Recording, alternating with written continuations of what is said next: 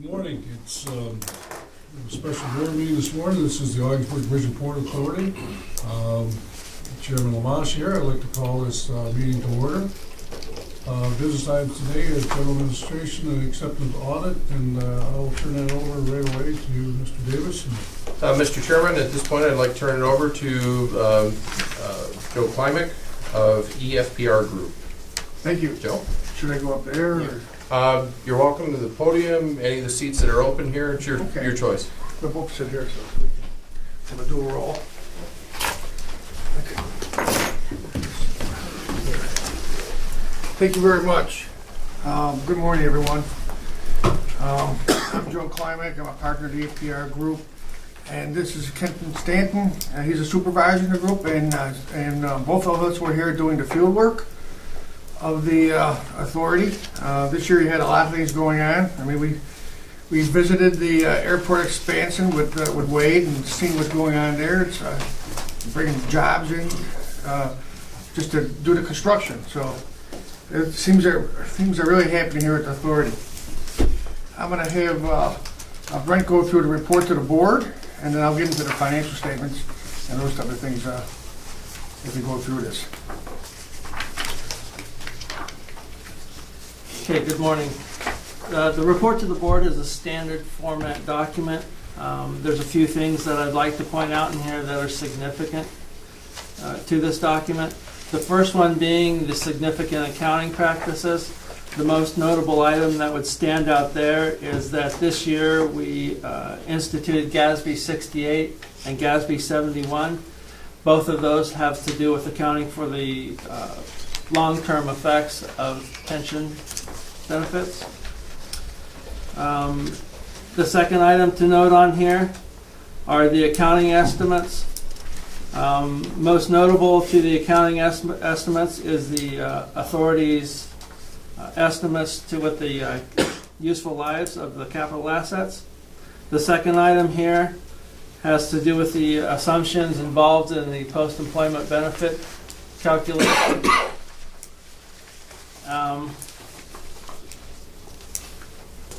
The most sensitive disclosures in the financial statements that you'll find once we get into the financial statements are the pension obligations noted in Note 11, the OPEB obligations noted in Note 12, and the disclosures of the contingencies in footnote 14. The disclosure of the contingencies has to do with federal grants, the performance of federal grants. The next item on here is the corrected and uncorrected misstatements. On the last page, there's a schedule of material adjustments that we made to the financial statements. I'll just go over those real quick. The first one here is an entry that we made to book FAA grant income. Typically,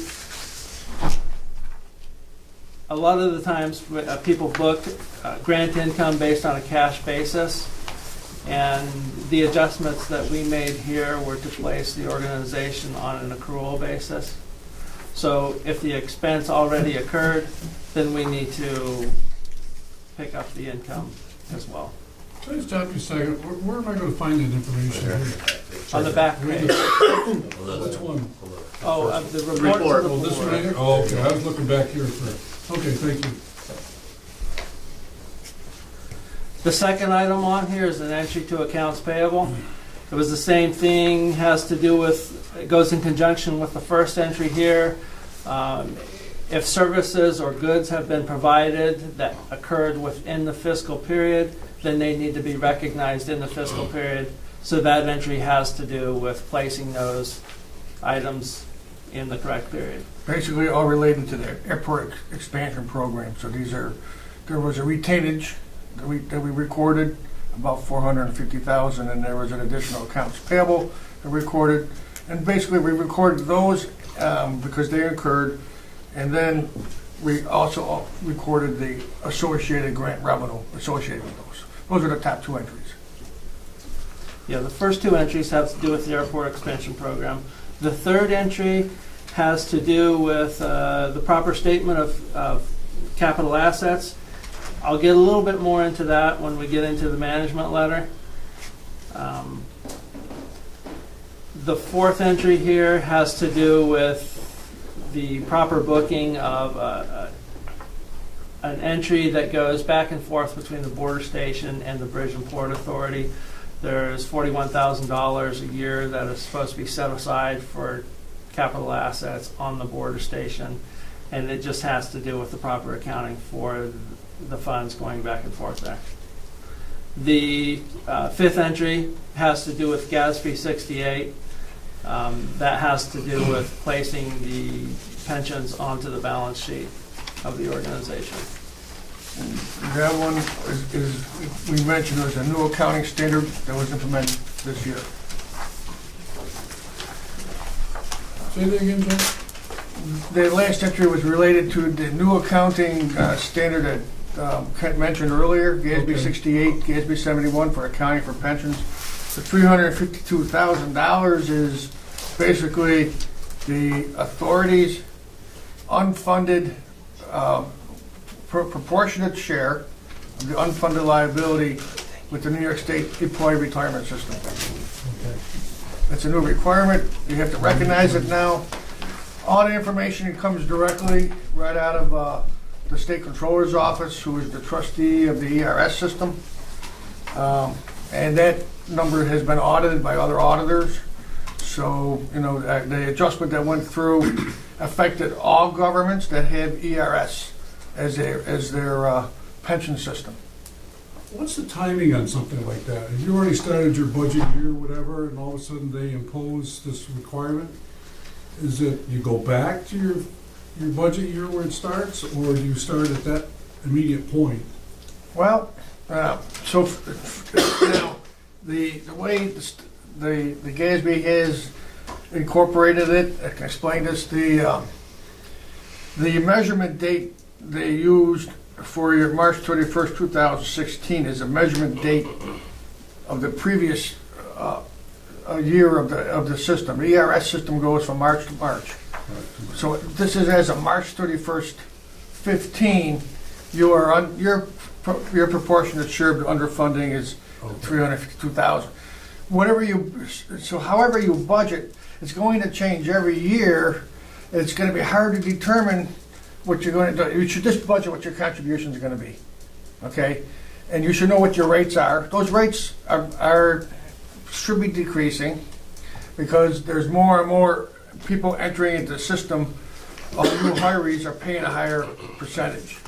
Okay, so your employer rate should be decreasing, and depending on how the market does, they are using, and I'll show you the footnote, but the assumption for the discount rate is at 7.5%, which means that's what they have historically used as the amount of investment earnings into the pension system that that they actually say, you know, if you use that rate, this is what their liability is. There's a footnote in here that says if the actuarial rate went down, okay, 1%. So right now you're at 7.5%. If it went down to 6.5%, your liability would go from $352,000 to $1,352,000. So, and we always ask, you know, how has the market been doing since the last 10 years? You know, is the 7.5% rate reasonable? You know, it seems it might be kind of high, and at some point they'll lower the rate, and no one's getting any money in fixed income anymore. So, you know, so in order to get to 7.5, you got to take a lot more risk, because there's nothing in the fixed assets anymore, or in equity, you know, fixed income securities. I mean, that rate is so low. I don't understand how you know, what's going to happen with that ever. You know, everybody's paying off their debt. No one's saving any money. It's true. So if that goes down, your liability is going to go up. So how do you budget? I would budget the way you always do. Yep. What you're going to pay. That's what, you know, cash flow is king. Okay. We budget the amount that we paid the year Yep. before. these amounts, the adjustment that are reflected in your financial statements that does not affect what you're paying, okay? It's a gimmick Gatsby comes up with, but they're trying to get the model that's to be just like the regular corporate business model, so recognizing your unfunded share is what you're doing here. The plan is itself, as of March 31, 15, 97% funded, which is really very good, okay? The New York State Teachers Retirement System, if you care to know, is overfunded. So, and those governments are recognizing an asset, okay? Okay. Thank you. We're gonna earn that fund to the retirees. That's good news, thank you very much for that. Well, we did a great job with it, there's no question about it, Yeah. the teacher side, no question. Sure. Yep. So, if you were in Illinois, your pension fund is maybe 60% funded and a red critical status. And so, New York State has taken fiscal responsibility for the employers, the taxpayers, and the retirees to make sure that that plan is managed well. So, did I answer your question? That was very good, thank you. Okay.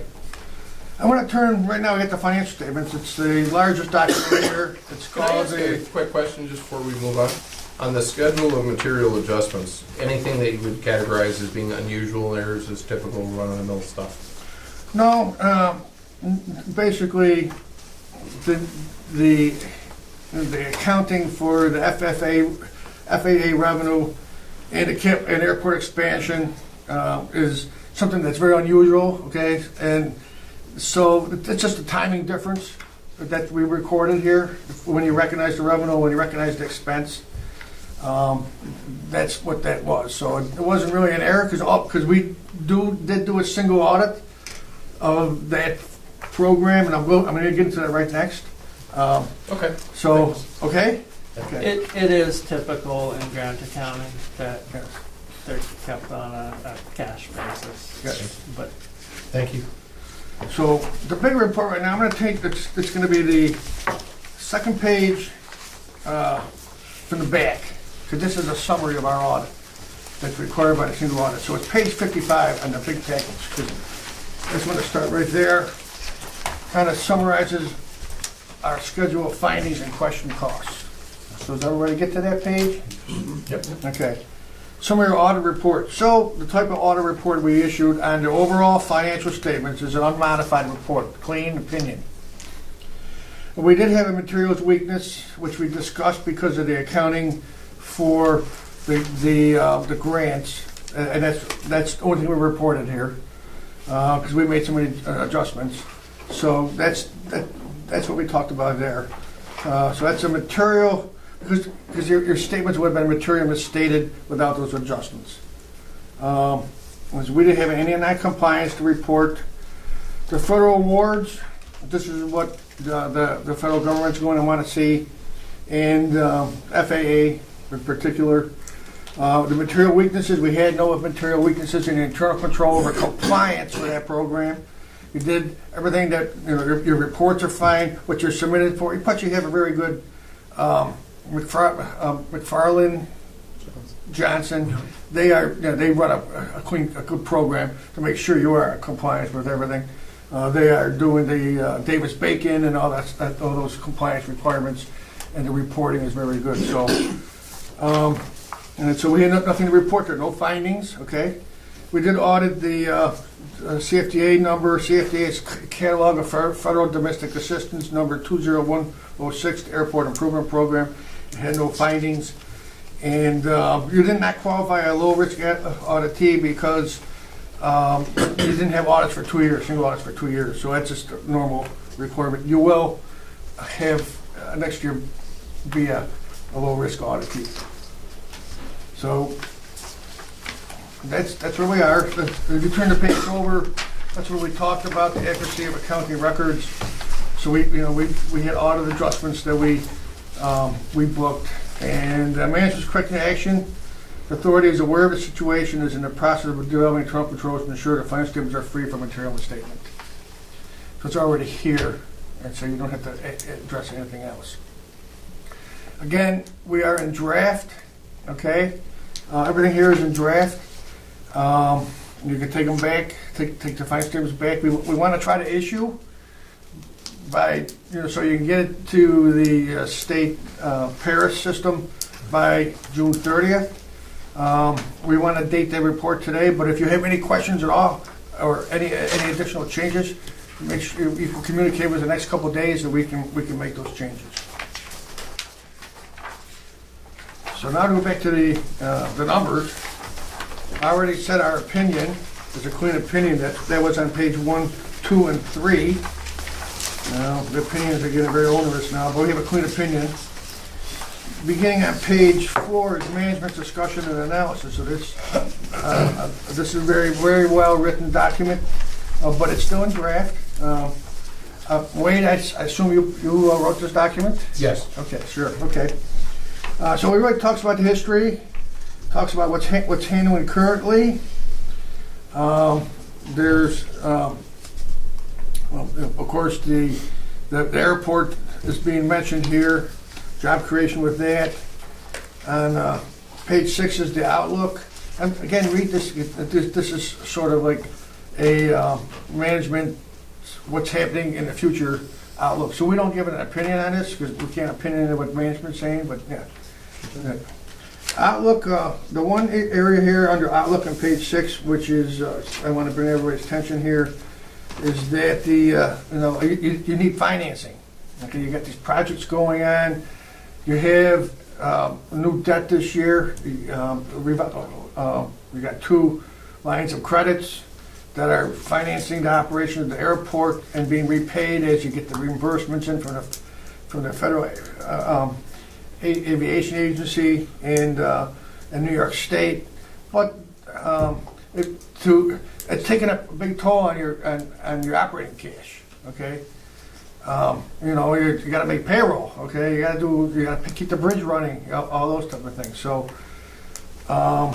somehow the authority should take a look at a couple of options going in the future. Perhaps a toll increase. I don't know if you got a new board here. If a toll increase would be something that you might want to look at there for additional financing. You can use your toll revenue for bonding. Okay, I mean you can if you wanted to do some future projects, there's things to do like that. So you have a good source there. Tolls are your biggest source. Fairly soon, you're going to have the border station lease with GSA, where the bond payment is going to January 1st, 2018. You don't have to pay that anymore, so you're going to have additional $800,000 a year in cash because of that. As long as you maintain the GSA rental agreement, which expires fairly soon, so you're going to have to renegotiate that. So, but there's another source. Joe, you said that the line of credit was used for operations at the airport, and I think you meant that it's being used for the expansion. Expansion, Yeah, not operations. No. Operations. I just wanted to. Yeah. I know you mentioned that, and I think it was just a mistake. Okay, yes, it wasn't a misstatement. It was only for financing of the capital project. Yeah, thank you. So I will go right into the major statements here on page 10 and 11. This is your statement of net position, which is basically your net position is attuned to your equity. You have the bridge fund and the port fund and the total. We got a comparative total to 2015. Got a couple new things on this statement that we didn't have last year. Right off the bat, we have the deferred outflows of resources for pensions, and that's the bottom on page 10. 140,000 in the bridge fund, 167 in the port fund, based on your salary allocation. 307,000. This represents, as I said before, the March the pension liability is measured as of March 31st, 2015. And that's how you're supposed to record your expense. Therefore, your payment for the plan March 31, 2016 is a deferred. And that's where this goes here. So that's the payment for the next year under the new GASB guidance. You won't recognize that expense until until the new valuation comes out for March 31st, 2016 from the ERS plan. Okay. So on the next page, we have a new thing also called under non-current liabilities, the net pension obligation proportionate share. That's the unfunded, your proportionate share of the ERS unfunded liability, $207,572. So it's very small percentage of the total underfunding of everybody involved. I would say the state of New York is probably 50% of it. And then we have another new thing on the bottom called deferred inflows of resources pensions, 54,000, and that's basically a deferred gain on the investment performance of the system. It's just deferred for purposes of financial reporting. It's based on the actual report. So those are the new items here. Your net position basically is very good, $54 million. It's the bottom line on page 11 in total versus $50 million. The increase is basically from the capital expansion of the airport, recognizing the grant income, and increasing your assets for construction in progress. That's where that is. So. I always think of these type of things, whatever is replacement value. I mean, you have what they're worth, but how would you evaluate? We have a bridge out here that says it's worth this amount, and if we had to replace it, it's a exponential number that is so big that we could never replace it. Right. So right. how do you take that in consideration when you think of numbers? I mean, there's nothing there that tells you the story other than what the dollar amounts are for what you're saying. Right. And I always think, really, do people really understand the value of what something really is to protect it? And it's like somebody says, well, the bridge is only valued at $34 million. Where would be? I'm going, I don't think so. You see what I'm saying? Well, can you sell it? Okay. No, I don't think we could. But to replace it, it's going to cost over. I don't know what it's going to cost. Your engineers know what it's going to cost, right? Yeah. It's a crazy number. Right. It would be a crazy number that we couldn't really figure it out until somebody really assessed whatever. But, right. But the value to the area. Well, yeah. Is something else. Right. I mean, the value to the area is. That's something that we can't record on your financial statements. I know. Okay. I know what I'm saying, but Right. But I have to think that. Yes. To protect that. Somebody says it's only worth that. So if somebody says, why would you protect only $34 million? And we go, well, no. That's more than $34 million because its value to the system and replacement value is something greater than that amount. And that's what we think. So you could put that in your management discussion and analysis. Well, I think we all understand that, right. and Wade is very clear in things that we asked, for our area and things that we do. So, there would be no way in the accounting world to put that number. But what I'm saying to you is, I read an audit. The audit doesn't really say. You say what the thinking is behind the numbers. I guess that's what I'm saying. I sit here or whatever. I'm saying I have to protect that investment. Right. I have to protect that investment. So. The critical part is what the numbers say the value is. That's historical cost fully depreciation, okay? Yeah. And we recognize that expense every year in the depreciation. It's a non-cash expense, but we recognize it every year. This year, let's see, I can tell you. If somebody read this and said, "Oh, the bridge is only worth $34 million," and we need $60-70 million to take it to improve the integrity of the bridge for a longer term, whatever. And somebody say, well, wait a minute, why would I spend $70 million if something's only valued 34?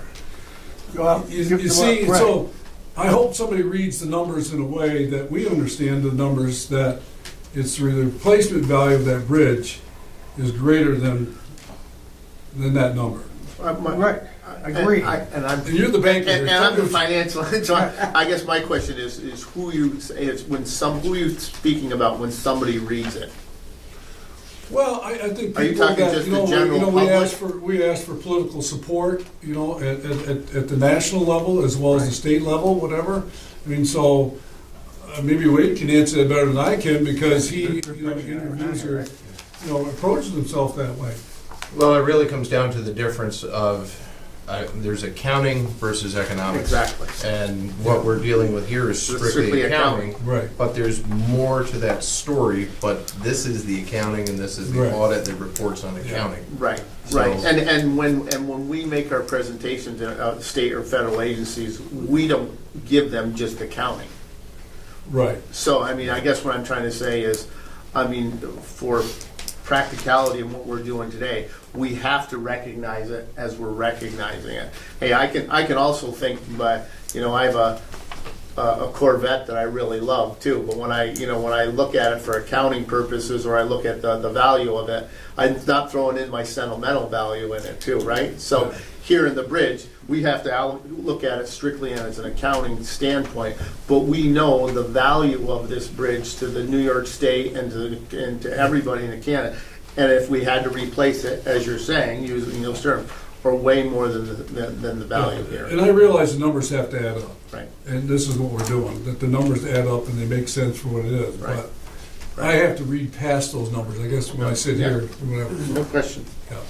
Yes, I understand what you're saying. Yeah. And you can explain that in your management discussion and analysis. And if you wanted to put you know, this is our, it's based on historical cost. All your assets, capital assets are in historical cost, not replacement cost, okay?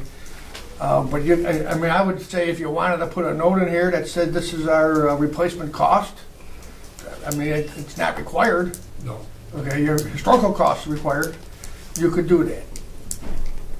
Well, that's the story, I mean, like you say, Gavin, that's the story we have to tell. I mean, and I mean, not for this discussion, but I've talked to several businesses in this past year, whatever, is that bridge without it is a crippler for this area if it didn't happen, wasn't here. It would absolutely cripple this area. Sure. Absolutely. I mean, and we have to protect it. I mean, that's what we do here. One of the things you could do also, which we see other authorities doing, is called a comprehensive annual financial report. And this is a basic financial statement, which is part of that, okay?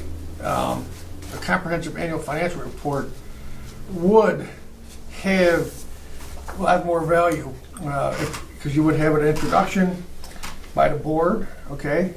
Talking about what you wanted to talk there. It would present, like, it's almost like an annual report with all the numbers in it. And it would have statistical sections in the back that would tell you the bridge, number of riders, number of employees, all kinds of different demographics would go in the back of the thing. So there's an option you could do if you want to report that kind of information. Well, I always worry that somebody picks up a report, and obviously audit is different than, consensus of what the economics involved, whatever, but if somebody picked this document up and say, not really understand what those numbers really mean to us, they're not relevant to what they should be saying to us. To the stranger, whatever, doesn't know exactly what you can say, well, the bridge is worth 34, that what it want to be, and you go, oh, okay, that's it. But I'm just concerned Right. that we go to the next step and other people that, and I guess that's what Wade and Fred do, is we tell the story to people, and we continue to do that, is that those numbers are, they don't really tell us real story as far as what it means to us. I mean, I know we have to do those numbers to make sense out of this. That's what it is. So there's the option. You could do that kind of in a different report, okay? Or your annual report. I mean, that's a way to do it, so, yeah. Well, I know we have to do things the right way, and we're counting. I can't record, an Yeah. asset. What we hope it is. Right. Yeah, you work in accounting, not economics. Exactly. Right, yeah. Yep. So that's those numbers. Again, so you can see that we have $54 million in assets, of which of which 54 million is invested in your capital assets. We had a slight unrestricted deficit and everything else, okay? You are, so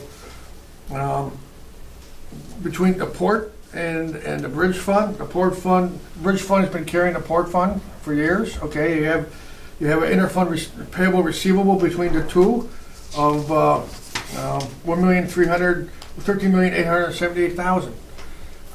So the bridge has been supporting the port, okay, through the years. There's footnotes like that in the back.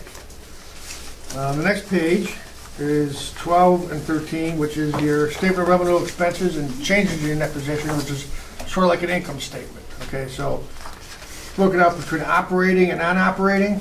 The operating revenues are $6,707,000 compared to $5,666,000. You can see that the bridge fund had $4 million and the port fund almost had $2 million.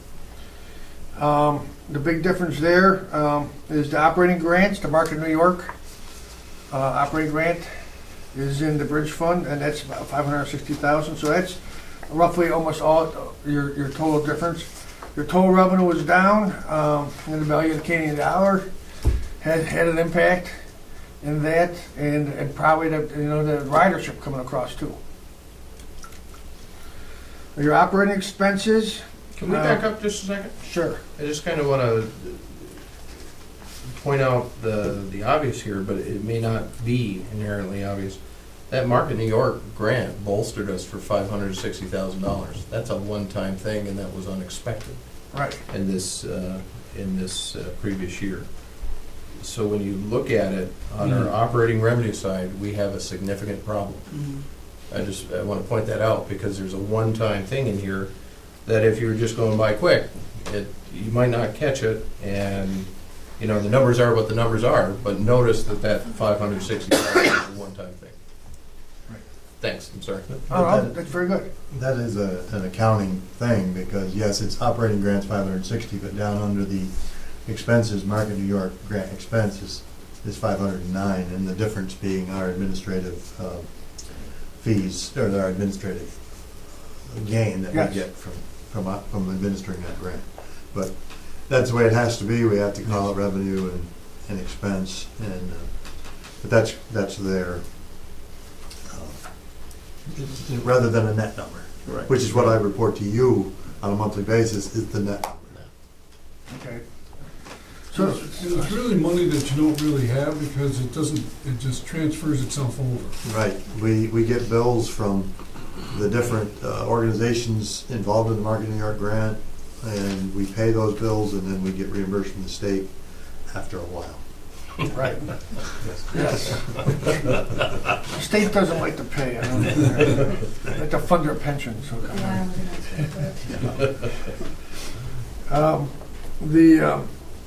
So salaries and wages are very consistent, and so is the payroll taxes and benefits. So no large unexpected fluctuation there. The big advertising went from 102 to 268,000, which basically was for your airport expansion program, getting the people understanding what's happening. You can see that we have depreciation, which is a non-cash dollar amount, 2.9 million versus 2.8 million in the prior year. That's a real number. Things are depreciating, okay, and you're going to have to replace them eventually. You're not really matching your cash flow to fund those, okay. So that's going to be an issue. You're going to need financing. Yep. Right. Okay. Right. So we had a total operating income in the bridge fund of 360,000. We had operating loss in the port fund of 2.6 million. And a lot of that was because of the depreciation. We take the depreciation out of there. We're still going to have an operating loss. Okay. One other thing, if I may, Joe, under the advertising is where the OMLC expense is, along with the additional advertising at the airport. But that's a big factor in that big increase in the advertising/marketing that's where the OMLC expense resides. No problem. Thanks for the clarification. Mhm. So, we have, as a result, during our normal operating income for operations, non-capital items, so to speak, is we had a loss of $2,246,000. However, we were able to offset that in certain other areas. We had the bridge fund, interest expense is a non-operating expense, so that's been recorded here. We had a loss in foreign currency exchange this year of $82,000. So the bridge fund had non-operating expenses of $205,000. The port fund had the grants from the Federal Aviation Administration, $6.4 million. Most of that has been capitalized in your construction in progress right now. That's where it is. That's where it's sitting in your financial statements, in your capital assets. So for the whole operations of the, we had a non-operating income net for the authority of $6.2 million. So we had an increase of $3.9 million, mostly because of that grant. Okay, those grants. Okay, so keep that in mind. Without the grants, you would have had not enough revenue, okay, to support your expenditures. And we had a cumulative effective change in accounting principle. That all had to do with the additional amount of recording that ERS GASB 6871 new implementation of that standard. So that's the 44,774. So altogether, we had an increase of 3.9, mostly from the FFA grant. So you take those out of the equation, you can see where you would have been. The next page is your cash flows. Okay, here's how the cash went. Okay, from the bridge fund, we had cash provided by operating activities of $1,163,000. The port fund used cash for operations of $786,000. So we had a net cash provided by operations for the whole authority of $376,974. We transferred money back and forth between the bridge fund and the port fund of $395,000. That's the second line there, or second bullet point. We paid off, the next line is capital financing. We paid off our bonds, some part of our bonds, $675,000 in the bonds, and $113,000 in other debt. We spent money in capital, $454,000 in the bridge fund, and $5,442,807 in the port fund in actual cash that went out. We received actual cash from federal grants, federal state grants, $5,274,000. We paid interest. That's a non-operating. So, and we borrowed from our line of credits, $591,000 in the bridge fund and $1,141,000 in the port fund. So that's how we financed our operations. From the net of all those, is we had an increase in cash for the authority as a whole of $469,797 from our financing, most of it because of the grants and the receipt of money from the grants and the line of credit. So you can see how we financed operations. We had some investing activities. Our interest income was really good, that's $71.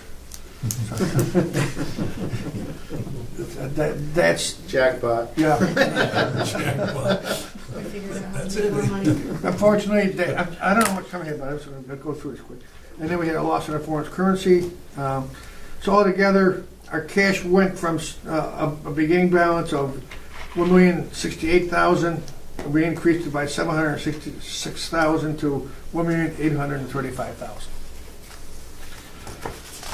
Now, my understanding is between the agreement with New York State, you have that ominous debt hanging over you, okay, in these financial statements. If your cash balances in summary are over like $2.3 million, and then you might have to repay some of it back. So I don't see that happening this year, okay? You also had a waiver for the $75,000 due this year, so that's been recorded. It's still a liability, we put it in the current portion. So there's things there. So I don't know how much time we have, and there's a lot here. I kind of went through the basics. There's a lot of footnotes, but I really want to get into, let's go into the line of credit on page 29.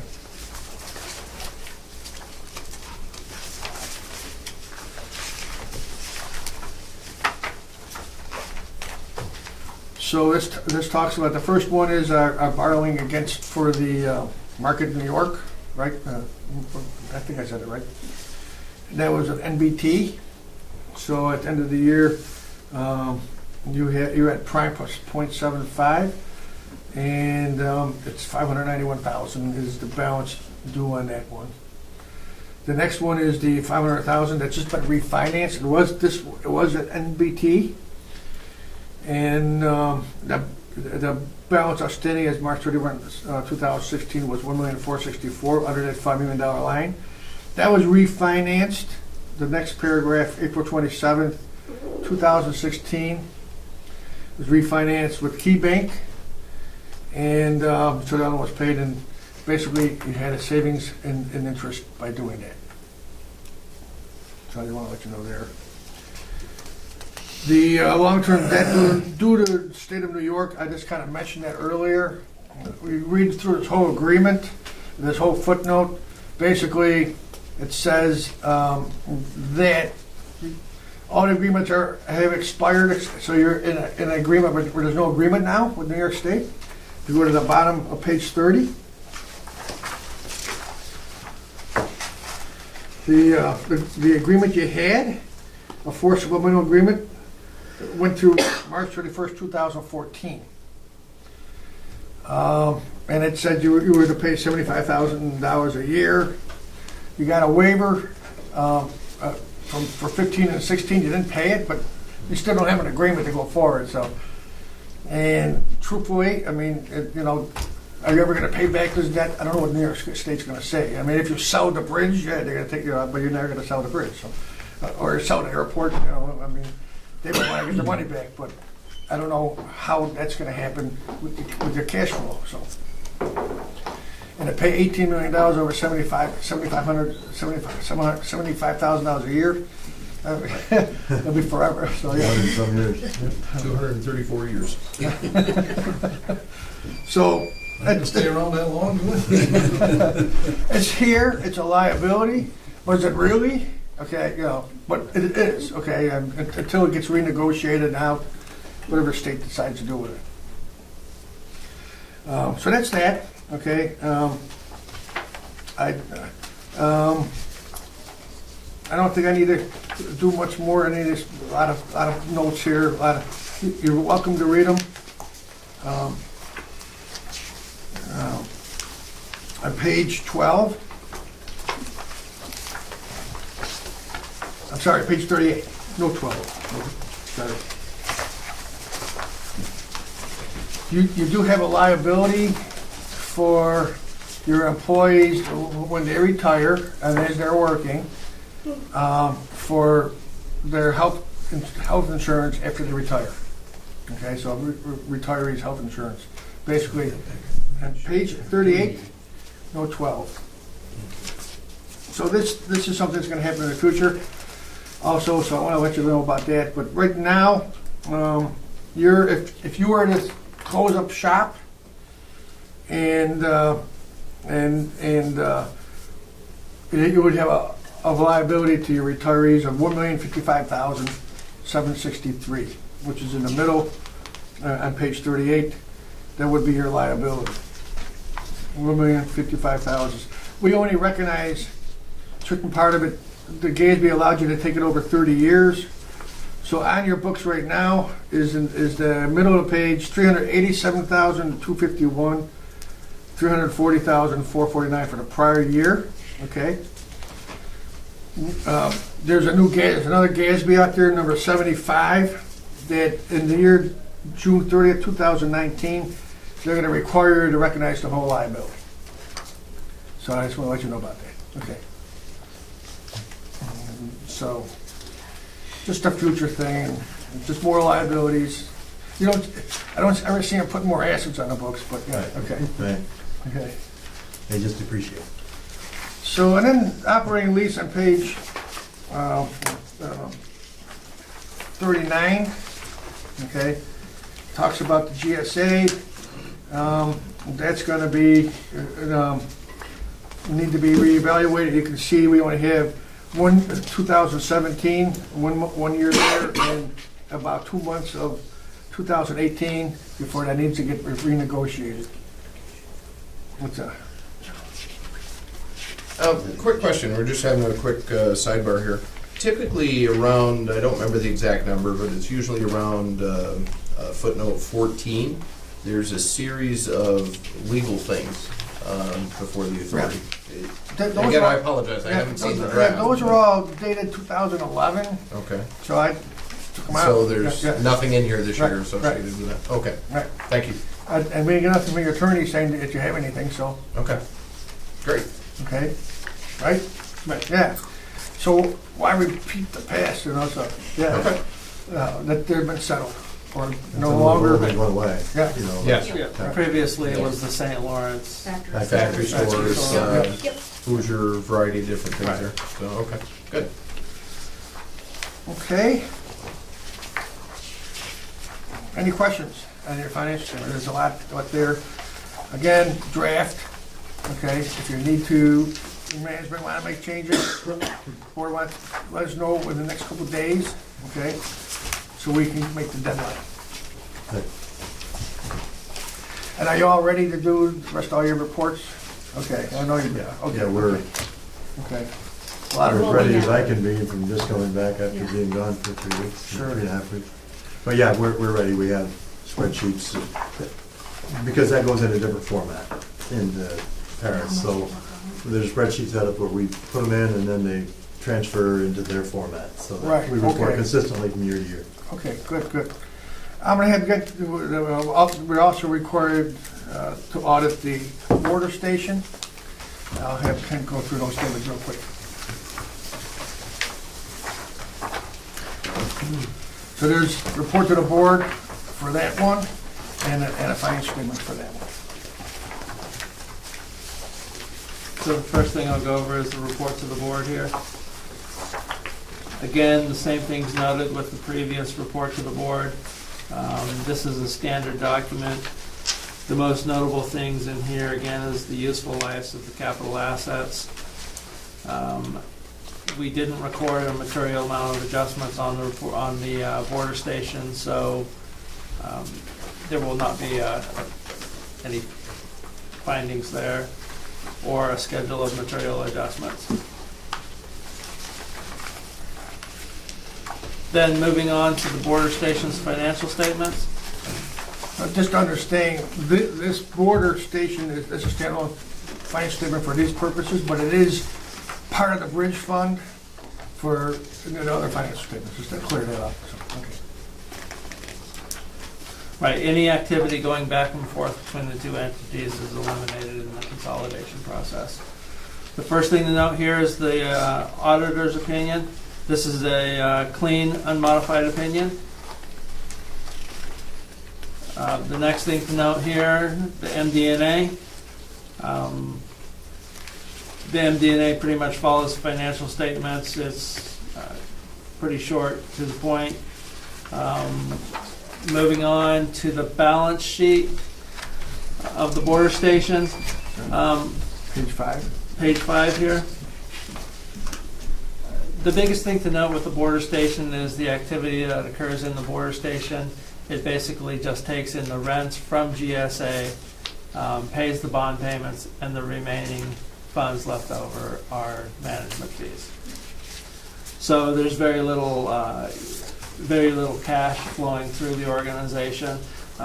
This year there was some building improvements. I believe there was some carpet put in the building.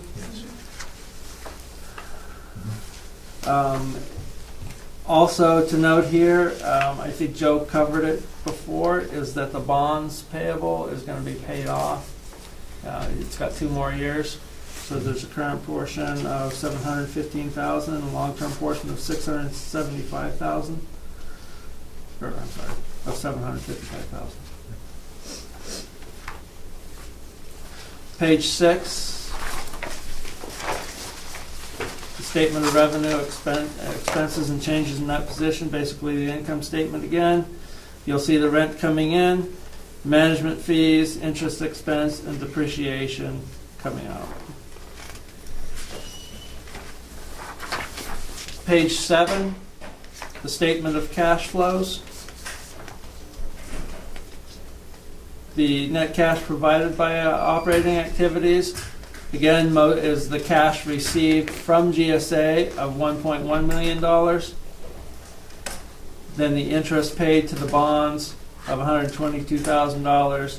Cash paid to suppliers, $462,000. That is the management fees paid to the Bridge and Port Authority. Cash flows used in financing activities, the repayments of the bonds, and the capital expenditures there of $26,000 for the carpet. Leaves us cash at the end of the year of $221,000.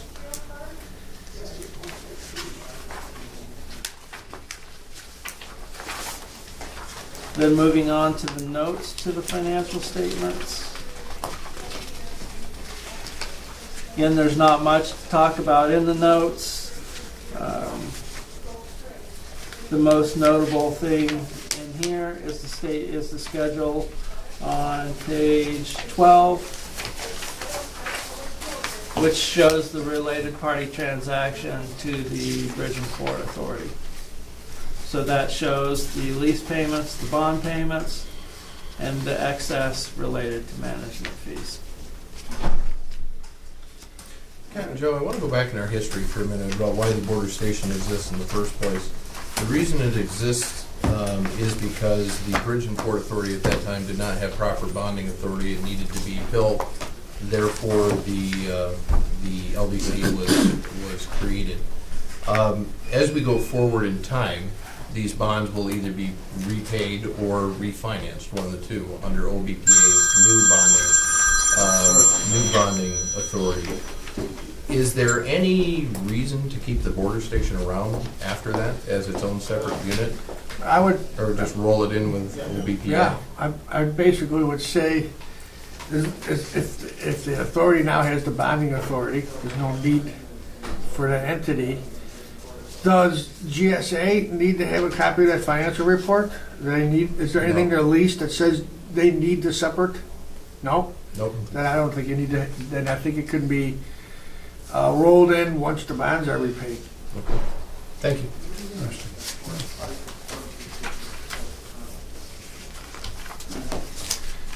Well, thank you. Any questions again? No, we're draft. Oh, manager letter. Sorry, okay. Want to do that one? Sure, okay. We did have one report. Yes, I saw that. Yeah, confidential. Yeah. And Yes. that is our manager letter, and it doesn't go, it's just privy between us and the board. Okay, it's not a material weakness. It's not a significant deficiency that we have to report under government auditing standards. These are things that we would just like to see that you can improve the financial, the controls over, internal controls over the financial reporting process. The first thing in here is capital assets. We believe that there could be a lot of efficiencies gained in your reporting process, especially to do with capital assets. If you had some software that allowed you to track your capital assets. If you notice, one of the adjustments that we made was to remove a building off of the books that had been sold. If you had proper capital asset software, then that wouldn't have happened. And as you become more and more invested into the airport, it becomes more and more important that you have proper software to track your capital assets. One of the requirements under the federal guidelines, compliance guidelines for your grants, that the federal aviation grant, is that you have to keep an inventory of any items over $5,000 that you might purchase with those funds and identify them in your system as federal. And in case you ever have to sell them or give them away, you're gonna have to get, it's there so you can get permission, either that, remove the asset, or those are the controls they want, and that's part of your federal compliance. So a good system would need to be developed so you can track all your assets, including your federal assets, as at a source and a location. So perhaps like a barcoding system. We see a lot of that in they take an inventory, take a barcode, and everything's tagged, and it recognizes where the asset is, if it's still there or not, and that type of thing. But it's something that and it might be, and I don't know what the cost will be. You can get the cost range all over the place, or you can have it done with outside vendor. Another option to do that. Or it can be a module within your accounting system.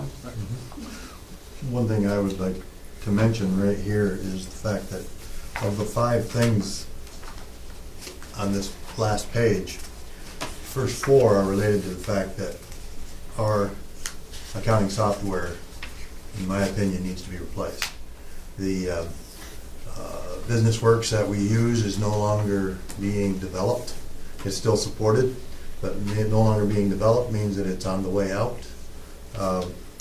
One of the things that within that software is the fact that there's not a capital asset module. I think with new software we can get the capital asset module. And the other thing is that our project development we do manually. Like when a bill comes in, it's processed immediately. It's accrued automatically by the system. But with project development, we do that manually, and it's easy to not record it the day the bill comes in. We record it when we pay it, and that leads to cash accounting rather than accrual accounting. So I believe that it's very important for us to move forward with new financial software, and we will start looking into that, and what it would cost, what it would take, and what is the best way, the best system to go with. But we'll also put it right on our capital project wish list as well, because this, as I'm hearing this, I don't want to editorialize, but it sounds like it's a non-negotiable compliance issue that needs to be dealt with immediately. Yes. Okay, thank you. Well, I tried to digest this process, and I haven't really read enough through it, whatever, but I tried to think about what we just changed the computer system, our software system for the bridge. Expensive, yeah, right. Yeah, very expensive, and it's like, and we still have some bugs in it, still working through, whatever. Now we have another accounting system, software system for the airport, whatever we want to be. And of course, then our internal controls are doing something else with the computerized system. What you're saying is, so I guess what I'm trying to say is, computers need to talk to each other, and how they communicate. And is that really what we're looking at, a system that will communicate, Fred, with? Yes. Yeah. Yes, with It'll be the interface. tolls, along with everything I said, that's another thing Yeah. that we will gain from that. Well, I was just thinking back 100 years and saying, how do they keep track of things? I mean, they had paper, I guess the paper trail, and obviously there was analysis that were missed. Yeah, 20 years ago, we were doing it that way. So Yeah, well, there you go. So, well, whatever that time frame was. Right.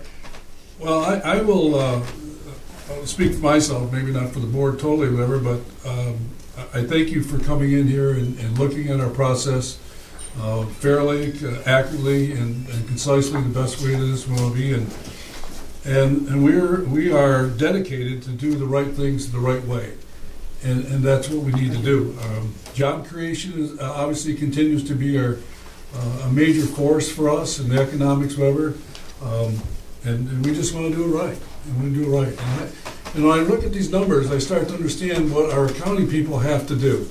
And those numbers and the Paris and the reporting and all those things that come into whatever it is, it's more complicated than one really can imagine when you start looking to see how they interact, the numbers, and where they cross-reference themselves, whatever it want to be. So I thank you for coming in and doing a great job. I hope our staff, it seems like they work really hard with you. I know they spent extra time and hours to to put this together. I'm not sure exactly what we want to do as a board, to recommend this or move the process forward or accept it.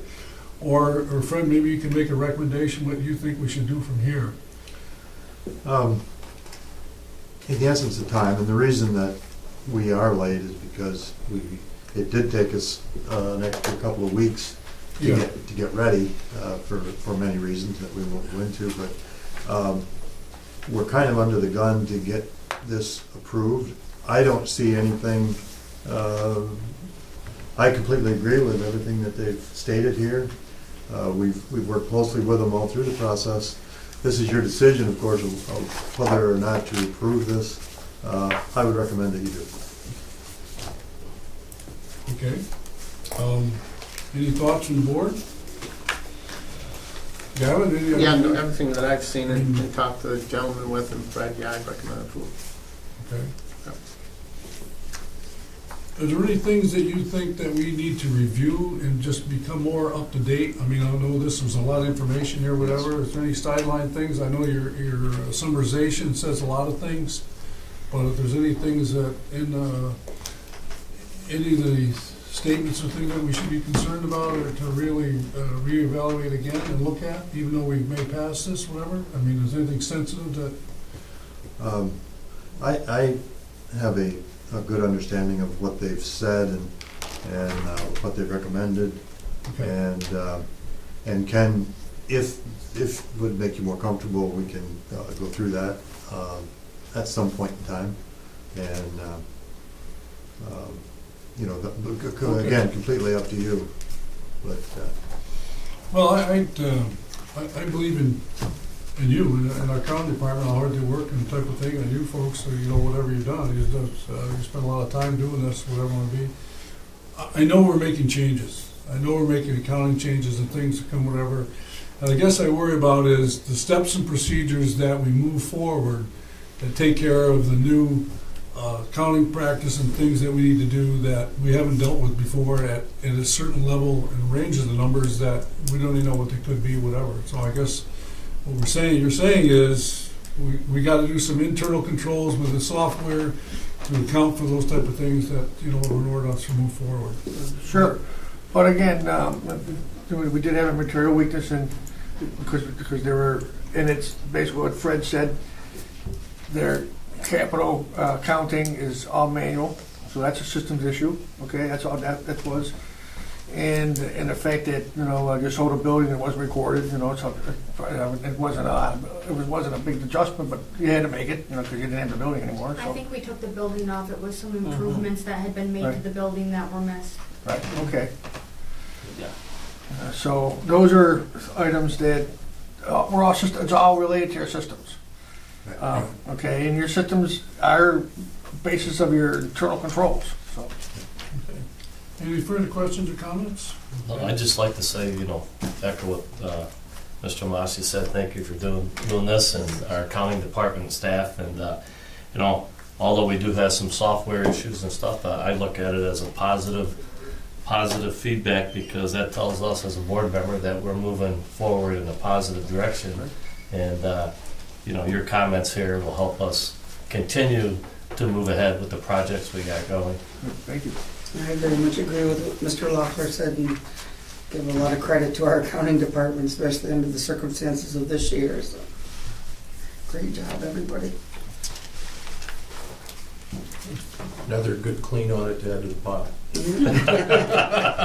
I guess the question is, if we can, if we have an acceptance, I- then we'll date the audit report today and issue tomorrow. Well, if at this time the board is interested in accepting it, there is an acceptance of audit under agenda item A1 for your consideration today.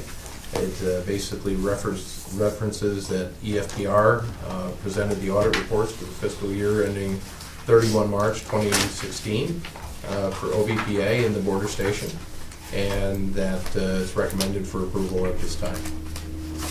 I would move that forward on the recommendation of the Finance Committee, and what our staff has told us in the audit, the findings of the audit. I would second that.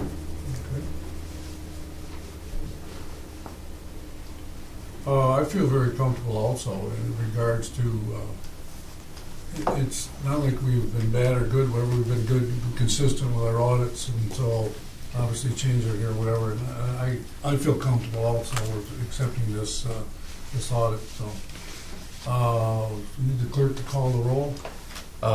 As I don't have the roll from last time, we'll start with Okay, Mr. Lamancha, yes. Mr. Loeffler. Yes.